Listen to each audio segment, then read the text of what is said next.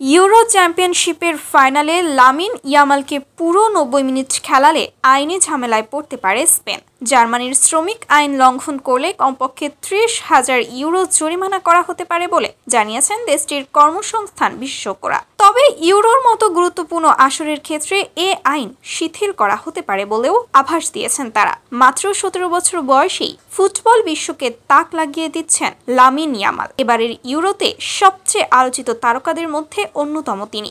দলকে ফাইনালে তোলার ক্ষেত্রে বড় অবদান রেখেছেন এই তরুণ। তবে ফাইনালের লড়াইয়ে নামার আগে একটি বিষয়ে শঙ্কা নিয়ে মাঠে নামতে হবে তাকে।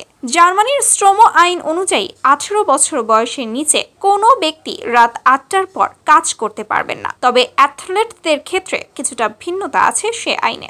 রাত 11টা পর্যন্ত খেলা কিংবা অনুশীলনের নিয়ম রয়েছে জার্মানির শ্রম আইনে। তবুও ফাইনালের আগে আইনি ঝামেলার সংখ্যা রয়েছে স্পেন দলের জন্য।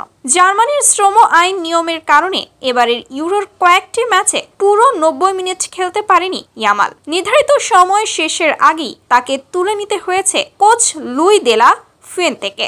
ইংল্যান্ডের বিপক্ষে ফাইনাল শুরু হবে জার্মানির স্থানীয় সময় রাত 9টায়। ম্যাচ অতিরিক্ত সময়ে গড়ালে এবং ট্রাই বেকারে গেলে সেটা শেষ হতে বেজে যাবে রাত 11টার বেশি। আর রাত 11টার পর ইয়ামালকে খেলালে মোটা অঙ্কের আর্থিক জরিমানায় পড়তে হবে স্পেনকে।